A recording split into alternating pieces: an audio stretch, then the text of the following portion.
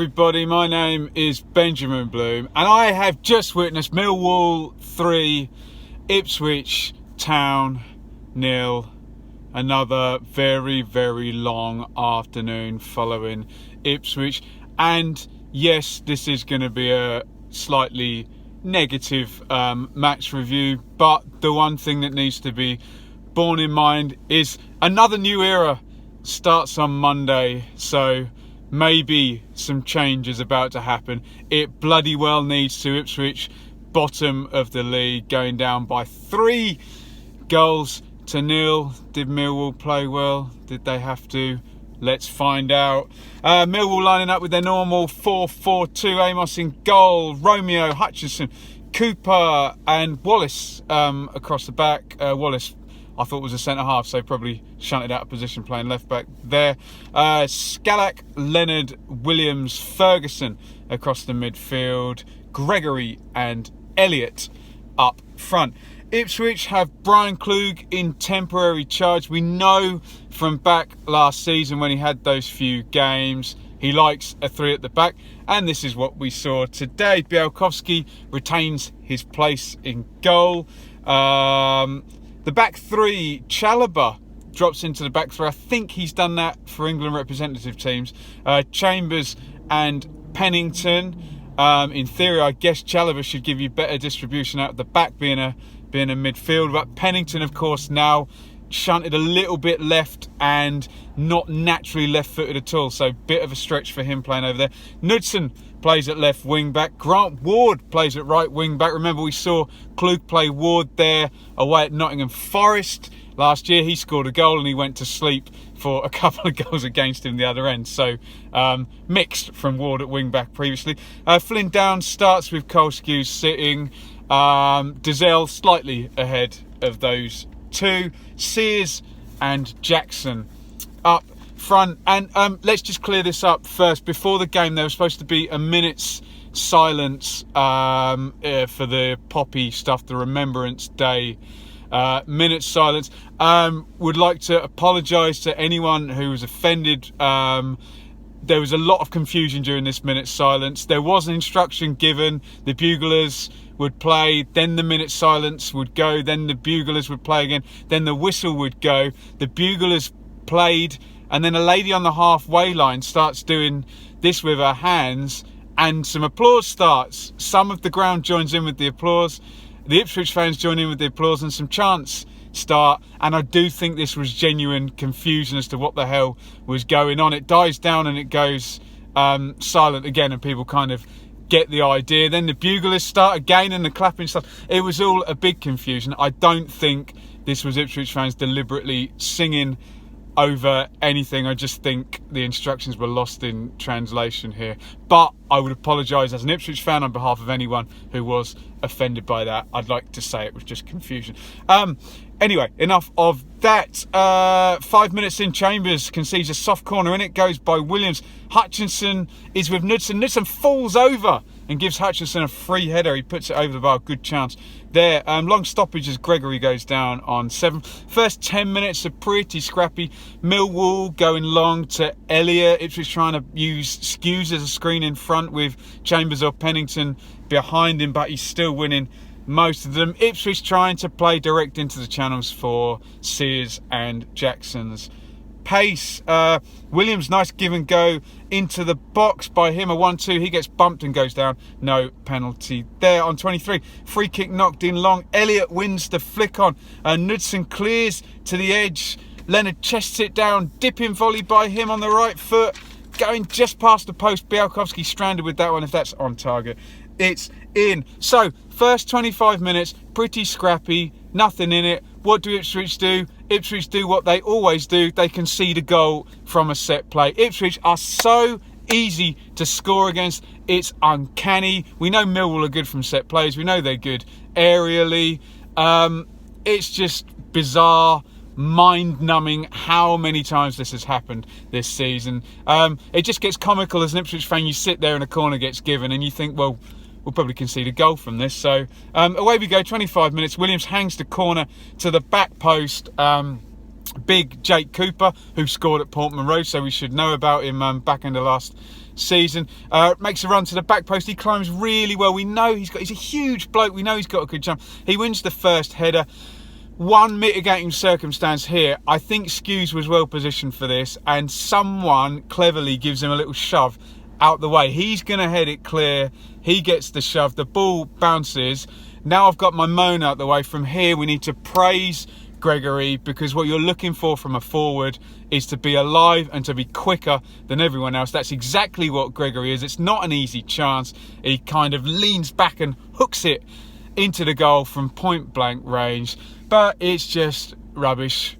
It really is rubbish, the amount of goals Ipswich have conceded from set plays. And we know what they're like when they go 1-0 down. They're so fragile at the moment that you know it's not going to go well after that. And I always say you don't have to play well to score against Ipswich, and it's just happening all the time. Good luck, Paul Lambert. Skalak whips the free kick in from the left in-swinger. Takes a nick off someone at the near post. Hutchinson's going in at the back post. He's about 2 yards out, sliding in, and he does the impossible. He manages to put it wide, but close enough to the goal for Elliott and Cooper both following in not to be able to get it. How that wasn't 2-0, I've got no idea. And Pennington goes through. Leonard, another dangerous free kick here.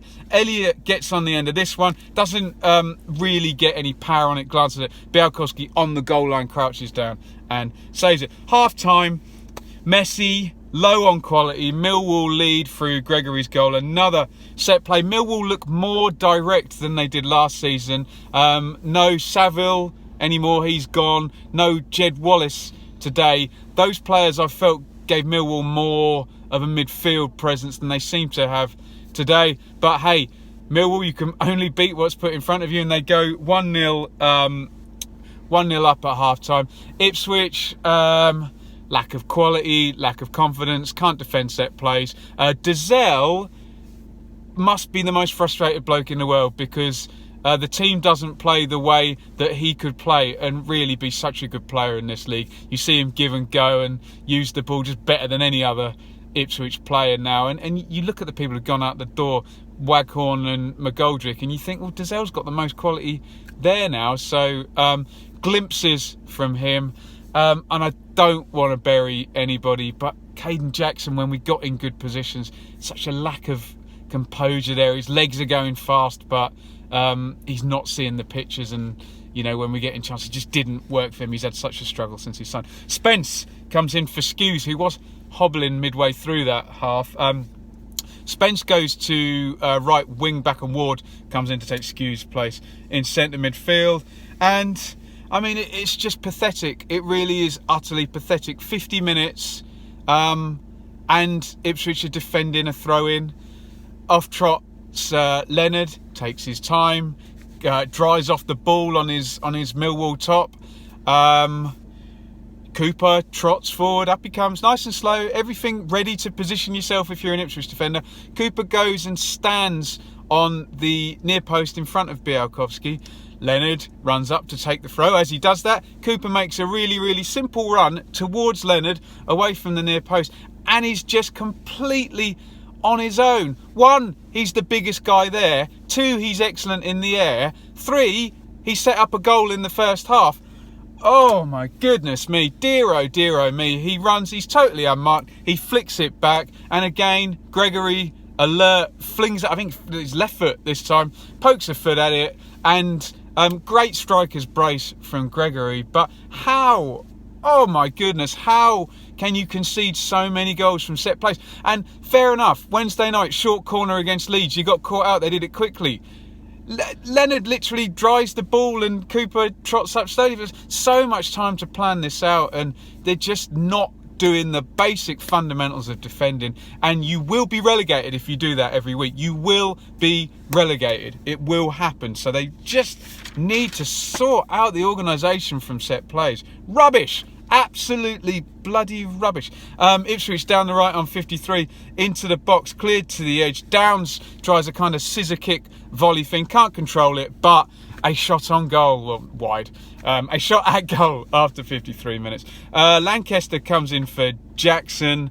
Jackson didn't play well, I get that substitution, and he kind of moves up front with Sears, but more to his natural game, I think, is more to play in behind. Pennington takes a yellow on Williams, clatters him there. Morrison comes in for Elliott. It looks like Steve Morrison's role for Millwall now is a bench role, which again I think is a problem for them, because I think he was one of their best players last season, but I just don't know whether he's got the legs anymore. Millwall fans, Elliott seems a big drop off to Morrison. He's big and powerful, Elliott, but all that brain that Morrison gives you, Elliott, I don't think necessarily does. Excuse my turn of phrase. O'Brien comes in for Scalak. Ferguson swaps sides, and O'Brien is going to play down the left. Ipswich force a corner on 64. Goodness, Dazelle puts it in. It's cleared once, kept alive well by Ward. Back in by Knudsen. Lucky bounce. The ball goes up in the air. Luke Chambers has got a clear sight of goal. He's 8 yards out. He's just to the left-hand side of the 6-yard box. Down it comes. Chambers watches it. The captain watches it. It comes down on the left foot, and he completely shanks it wide. I wonder what Lee Gregory would have done with that chance. A really good chance. Let's not have a go at Chambers. He's a defender, but his technique let him down there. I think he probably would have scored with his right foot. He certainly would have got the shot on target, but not with the left foot there. Great chance. And no sooner has that happened, you wonder what can Ipswich add into this performance just to make it a little bit more ridiculous. Well, on 69 minutes, when you think it can't be more embarrassing, cross comes in from the left into the centre of the box. This is Luke Chambers, the captain, and Bartosz Białkowski, the player of the year. No Millwall player in sight. Cross goes in. Chambers running back, goes for it. He's going to header it. Białkowski coming forward, presumably can see everything. They bash into each other. Białkowski punches it. The ball goes to the edge of the area. Leonard, I think he has a little touch to control it. Lovely lob back over Białkowski. Chambers on the ground. Ball into the empty net. 3-0. How embarrassing was that goal? Oh my goodness. I guess we don't know what's said on the pitch. So on the basis of what I saw, I need to give Chambers a pass on that, because if Białkowski can see everything, there's not a player coming in, then he should be shouting to Chambers, keeper's ball, and come and catch it. If Chambers doesn't hear it, doesn't get a shout, I guess that's what happened. They've both called for the ball. They've both tried to clear it. They've both bashed into each other. The other kind of comically, darkly funny thing about this is how Ipswich get punished for.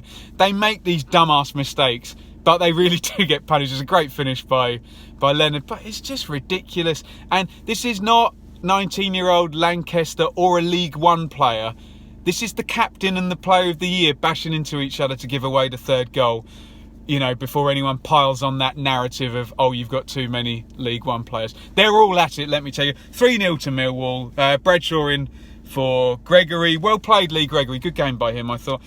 Pennington commits his second foul. He's on a yellow card. I think the ref took pity on him there. He looked like a walking red card. Gwion Edwards comes in for Andre Dazelle. Edwards goes left, Lancaster right. Kind of 4-3-3 to finish with Sears Central. Ward swings a free kick. Funnily enough, in exactly the same position that last year he took to set up Jordan Spence to put Ipswich top of the league and win the game 4-3. So a bit different context this year. It's cleared out. Downs kind of gets control of it. Feeds Chalobah. Chalobah beats his man. He's in the right corner of the box. He absolutely spanks it, and it just smashes off the outside of the post there. Unlucky, but typical of Ipswich Day. They were not going to score today. Ward has a long ranger on 92 minutes.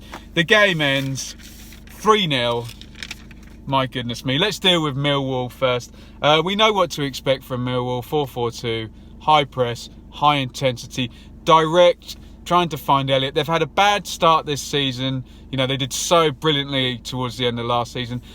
They do look a different team than they did last year. It was a bit more direct. I think Elliott is a slightly lesser player than Morrison. Leonard needs to get up to the speed that Saville did. I don't know why Jed Wallace isn't in there. He always plays well against Ipswich. But I think given everyone would admit that Millwall overperformed last year, I think they're on a surge into the middle of the table, and maybe they'll finish up kind of where they're at. It was easy for them today. They set up, they're tight, they press well, they take a corner, score from the corner, take a long throw, score from the long throw. Nice finish by Leonard for the third one. They did what they needed to. Ipswich are easy to score against and not hard to beat at all. So well played, Millwall. Star guy's got to be Gregory, really. So alive in the penalty box. Doesn't give a centre-half a quiet game ever, Gregory. And what I will say about him is he goes on the pitch and he does everything he can to score. He runs every long ball. He's elbowing and barging. Must be nasty to play against, and well worth his 2 goals just for staying awake there today. In terms of Ipswich, look, it was rubbish again. They look leaderless. They look directionless. Paul Lambert was sat in the top tier of the Barry Kitchener in the directors, hiding underneath his flat cap, probably thinking, oh my God, this is going to be hard work. And look, we wanted a new era. We wanted some different football. But my God, Paul Lambert's first job, he's got to put a team out that's organised, that has some spirit, that can defend set plays and not make dumbass mistakes every single game. Because it doesn't matter what else you do. If you don't do those things, then we're relegated. So that's the first thing he's got to do. I know everybody was fed up with McCarthy's football, but look, this needs sorting out first before any type of passing or any type of attacking front foot football happens. That must happen, else we're going down. In terms of Ipswich personnel, I don't think the 3-5-2 is going to happen under Lambert. Didn't really suit Chalobah or Pennington. Chambers and Bialkowski, culpable for their part in the third goal. Ward and Knudsen, are they wing backs? I'm not so sure. What was interesting was the midfield. Skuse didn't have his best game, and Downs certainly improved when Skuse went off. So they need to find a way of just getting that midfield further forward, because it does drop back with Skuse. I thought Downs improved in the second half after Skuse went off, strangely. Dizelle, he's got such quality there, but he needs others around him to be on the same wavelength for any of this to remotely happen. Up front, Sears ran, didn't really have a sniff, and Jackson didn't have a good game. Look, Lambert's got to go in. He's got to try and sort it out.